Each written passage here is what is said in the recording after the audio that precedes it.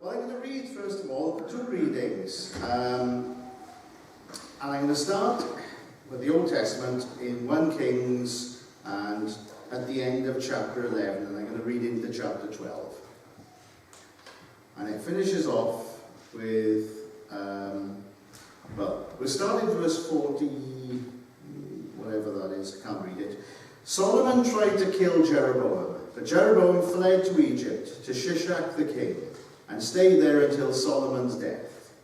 As for the other events of Solomon's reign, all that he did and the wisdom he displayed, are they not written in the book of the Annals of Solomon? Solomon reigned in Jerusalem over all Israel for 40 years. Then he rested with his fathers and was buried in the city of David his father. And Rehoboam his son succeeded him as king. Rehoboam went to Shechem, for all the Israelites had gone there to make him king. When Jeroboam son of Nebat heard this, because he was still in Egypt, he returned. And the Israelites sent for Jeroboam. And he and the whole assembly of Israel went to Rehoboam and said to him, "Your father put a heavy yoke on us, but now lighten the harsh labour and the heavy yoke he put on us, and we will serve you." Rehoboam answered, "Go away for 3 days and then come back to me." So the people went away. Then King Rehoboam consulted the elders who had served his father Solomon during his lifetime. "How would you advise me to answer these people?" he asked. They replied, "If today you will be a servant to these people and serve them and give them a favourable answer, they will always be your servants." Then King Rehoboam rejected the advice given to him by the elders and consulted the young men who had grown up with him and were serving him. He asked them, "What is your advice? How should we answer these people who say to me, 'Lighten the yoke that your father put on us'?" The young men who had grown up with him replied, "Tell these people who say to you, 'Your father put a heavy yoke on us, but make our yoke lighter.' Tell them, 'My little finger is thicker than my father's waist. My father laid on you a heavy yoke, I will make it even heavier. My father scourged you with whips, I will scourge you with scorpions.'" 3 days later, Jeroboam and all the people returned to Rehoboam, as the king had said, "Come back to me in 3 days." The king answered the people harshly, rejecting the advice given him by the elders, and followed the advice of the young men, and said, "My father made your yoke heavy, I will make it even heavier. My father scourged you with whips, I will scourge you with scorpions." So the king did not listen to the people, for this turn of events was from the Lord, to fulfill the word of the Lord had spoken to them through to Jeroboam son of Nebat, through Ahijah the prophet. When all Israel saw that the king refused to listen to them, they answered the king, "What share do we have in David? What part in Jesse's son? To your tents, O Israel. Look after your own house, O David." So the Israelites went home, but as for the Israelites who were living in the towns of Judah, Rehoboam still ruled over them. King Rehoboam sent out Adoniram, who was in charge of forced labour, but all Israel stoned him to death. King Rehoboam, however, managed to get into his chariot and escape to Jerusalem. So Israel has been in rebellion against the house of David to this day. So that's the Old Testament reading. We'll turn now into the New Testament and to Matthew and chapter 11. And Jesus says, "I tell you the truth. Among those born of women, there has not risen anyone greater than John the Baptist. Yet he who is least in the kingdom of heaven is greater than he. From the days of John the Baptist until now, the kingdom of heaven has been forcefully advancing, and forceful men lay hold of it. For all the prophets and the law prophesied until John. And if you are willing to accept it, he is the Elijah who was to come. He who has ears, let him hear. To what can I compare this generation? They are like children sitting in the marketplaces and calling out to each other. We played the flute for you, and you did not dance. We sang a dirge, and you did not mourn. For John came neither eating nor drinking, and they say he has a demon. The Son of Man came eating and drinking, and they say, here is a glutton and a drunkard, a friend of tax collectors and sinners. But wisdom is proved right by her actions. And then I want to go on a few verses, because the next few verses talk about how of the kind of the fickleness and the blindness of the people. It talks about all these towns where Jesus performed so many miracles, and yet they didn't believe him. And he says, if Sidon and Tyre had seen what you've seen, they'd have repented and sat in sackcloth and ashes. If Sodom had seen what you'd seen, they'd have repented, and yet you've been unrepentant. But he goes on and he says, I praise you, Father, Lord of heaven and earth, because you have hidden these things from the wise and learned, and revealed them to little children. Yes, Father, for this was your good pleasure. All things have been committed to me by my Father. No one knows the Son except the Father, and no one knows the Father except the Son, and those to whom the Son chooses to reveal him. Come to me, all you who are weary and burdened, and I will give you rest.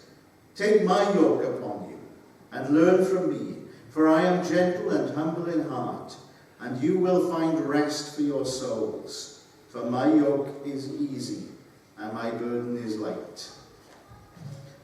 I think Eric thought his yoke was a bit heavy earlier on during the children's story.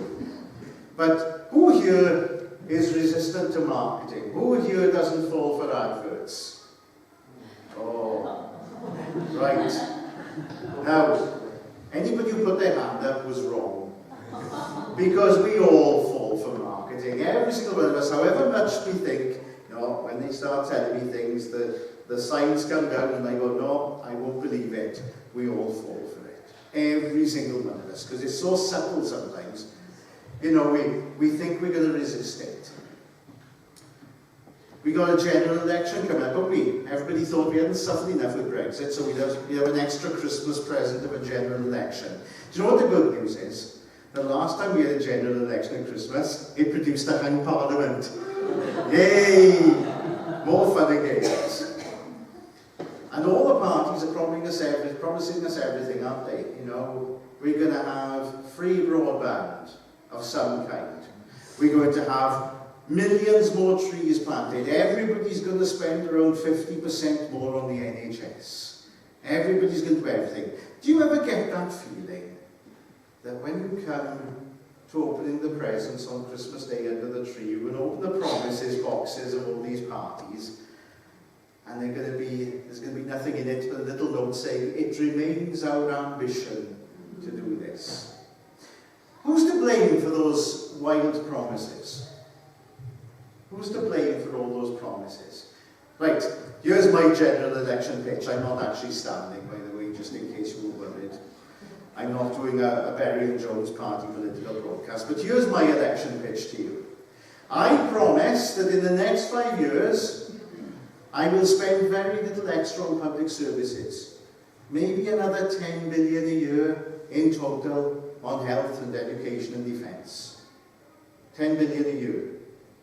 Not 100 billion, not 50 billion. And as far as everything else, as far as social care and infrastructure and jobs and climate change, well, we'll do what we can, but I can't promise very much. Who's going to vote for me? No hands going up at all. No hands. No hands. Why is that? I haven't promised you anything exciting. I haven't promised you a glittering future. See what I mean about marketing? We are responsible, because if people told us the truth, we go, oh, we don't want that. We don't want that. We want something exciting, something promising.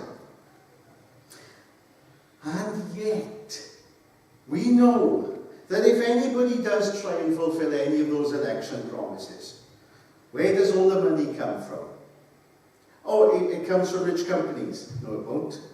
Oh, it'll come from overseas people. No, it won't. It'll come from the very wealthy. No, it won't. Who will it come from? Us. Correct. It'll come from us. From the people who don't have enough money to hide it away overseas. From the people who don't have rich friends and bank accounts in foreign places. That's where it will come from. It will come from us. There will be a burden on us. And I'm being totally political here because all the parties have promised things that are interesting. So, it doesn't matter. Now, in the time of the Israelites, in the time we read of from the book of Kings, Solomon had died.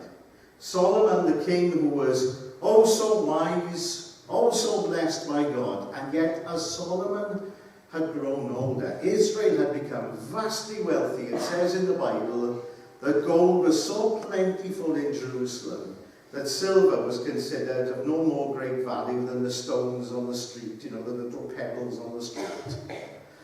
So Israel was rich. But as he'd grown older, Solomon had drifted away from God. Solomon had made alliances with all the nations around him. Very sound politics. Keep the peace with all your chums around. And he'd made many marriages of political alliance. But all those influences on him caused him to put other gods in the temple alongside God. All those influences made him think differently. And Solomon's reign had drifted away from God. And then, as it said, we think of Solomon's great building projects. But after the temple, Solomon grew ambitious, and the labour he needed, it wasn't just enough to hire people. He demanded forced labour from the people, and the people were levied to work for the king for 1 or 2 months a year. They weren't slaves, but they weren't treated well. They were fed, they were watered, but they weren't paid. They were expected to come off the land. You imagine now, if let's pick something that isn't going to happen. Plaid Cymru wins 600 seats in the election. Adam Price becomes Prime Minister, and he says, right, as part of the new contract with the people, you are all going to have to come and work for the state for free for a month of the year. You're all going to help build new roads, you're all going to help build new homes, and you're all going to do it. You'll be fed, you'll be given a daily allowance of food, you'll be given somewhere to sleep. But it could be anywhere in the country, so don't expect to have a nice comfy hotel. You'll have a dormitory, and you can all sleep there, and you won't be paid. That sounded like something you'd want to do, but this is how it was. And Solomon's regime had grown harsher and harsher. So the people come to Rehoboam, and they say, your father put a heavy burden on us. Make our burden lighter, and we'll serve you. Now notice that they didn't say, take away the burden. They didn't say, free us entirely from these burdens. They said, make our burden lighter. And Rehoboam asked the old men who had served his father all through his reign and had seen the changes in the kingdom. And they said, yes, listen to the people. Do what they ask, and they'll be loyal to you. But this is the problem, isn't it, for people of power? He'd grown up. He'd grown up expecting to succeed his father. He'd seen all the people come to his father and grovel down before his father and say, oh, great Solomon, how wise you are, how wonderful you are. Here are our great gifts that we bring you. And now, these advisors were saying, be a servant. Be a what? Be a what? Be a servant? So he goes to the young man and says, what's your advice? Well, they've grown up with him. They've grown up having all the nice luxuries and pleasures. And they say, no, you show them who's boss. You show them who's tougher. You say, my little finger is bigger than my father, and I'll show you what's what. So the Israelites rebelled. They followed Jeroboam, who had promised them everything.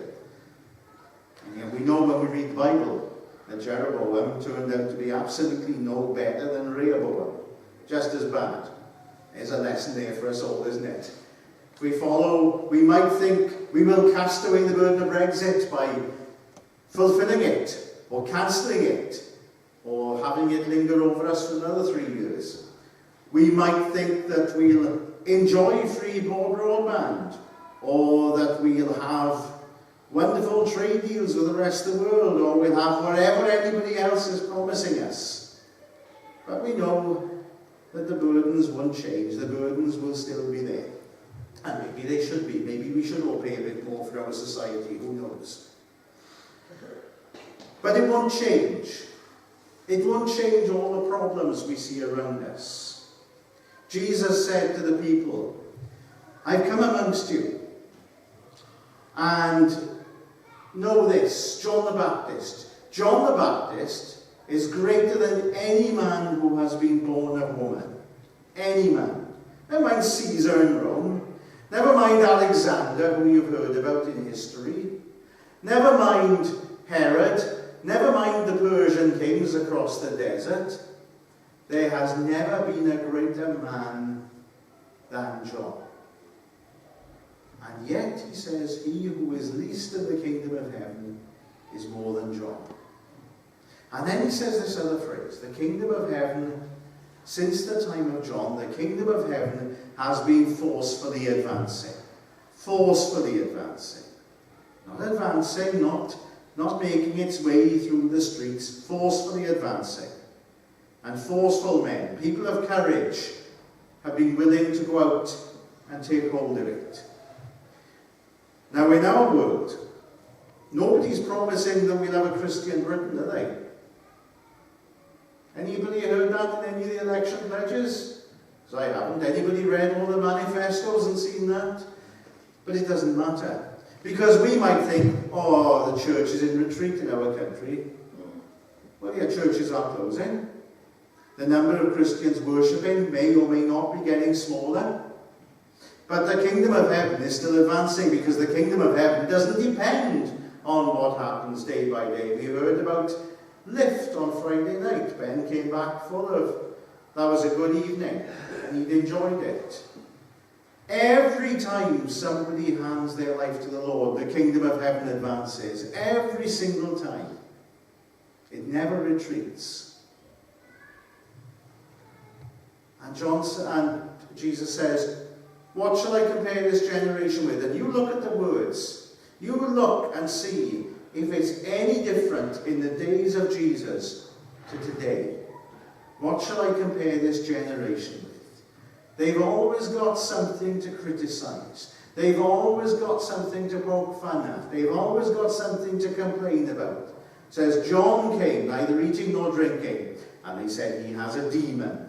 The Son of Man comes eating and drinking, and they say he is a drunkard and a glutton, and a friend of the people of the riffraff, basically, and the unsavory.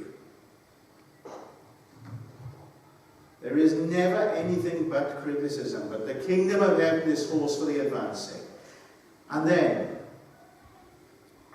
and this is the real point, the people had gone to Rehoboam and said, take our burdens away, or lift the heavy load your father put on us. Not take them away, but lift the heavy load. Do something. Reduce the forced labour. Reduce the amount of time you want from us. Reduce the taxes on us. Just help us a little. Now sometimes, it was even, I think Liz said it in prayer, give us a burden. Sometimes we put burdens upon ourselves. We put burdens of thinking about how we can bring people into the church. Burdens we put on ourselves when we think about our family and our friends. Because I'm sure, like you, then, like myself, you've got lots of family who wouldn't give this a second thought. Yeah? Anybody here got an entirely saved family, even third cousin Maud out in Canada? Everybody's family is entirely saved, everybody's family believes? No, not mine. People I love very much. How many of your friends don't give this a second thought? How many of your friends, if you say to them, Jesus wants to bless you in your life, how many of them would say, oh great, I'll come along, I'll come and listen, tell me more? How many of them would just turn around, like one of my uncles, and says, oh, do you know, at my funeral, I may have told you this before, don't bother with all the words, just, you know, we'll have the reception, prop me up in the corner and leave me there, you know, and I can be part of it. It creates a burden for us. And are we burdened? Perhaps we are burdened by the politics of the day. Perhaps we are burdened.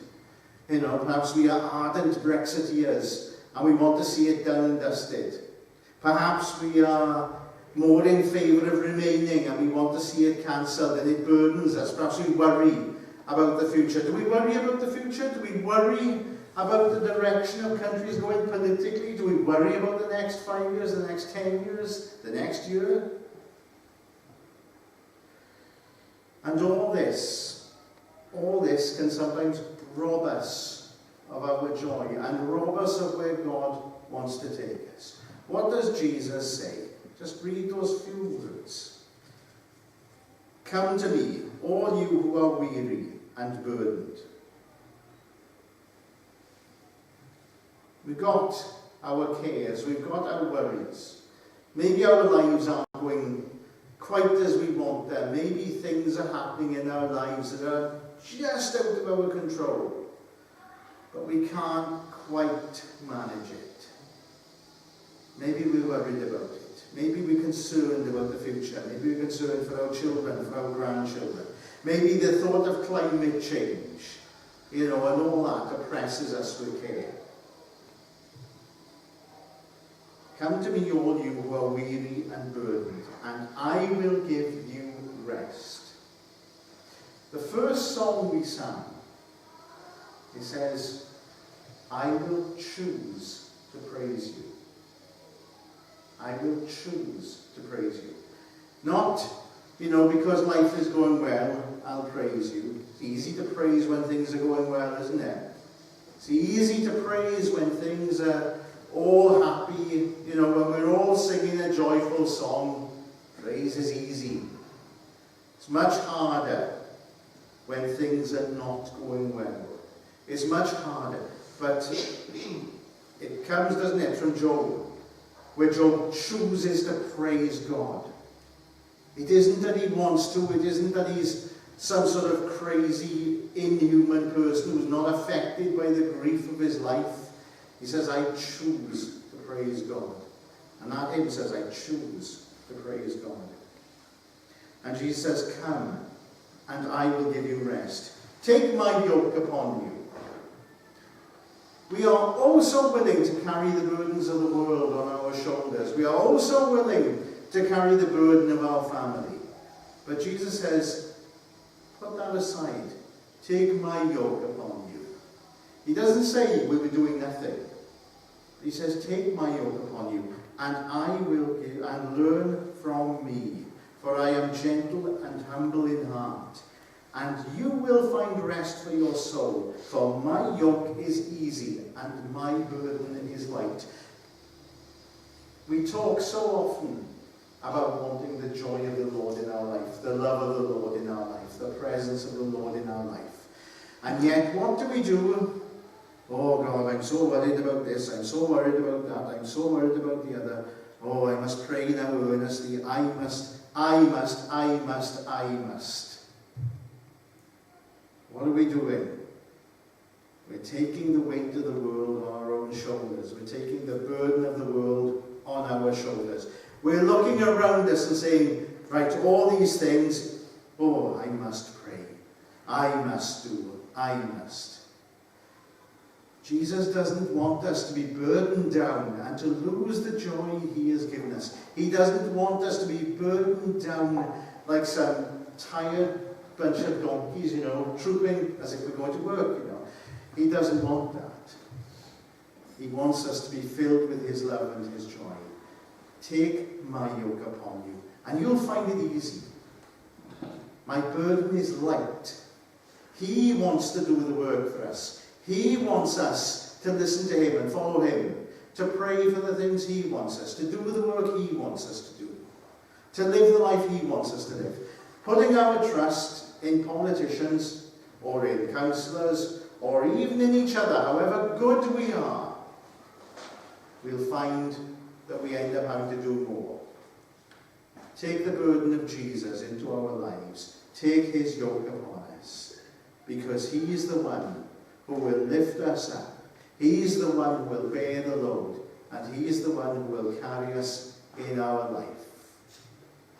Leave aside the Rehoboams.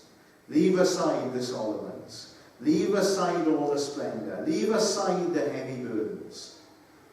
Follow Jesus and take what he wants into our soul. Find our joy and choose to praise him.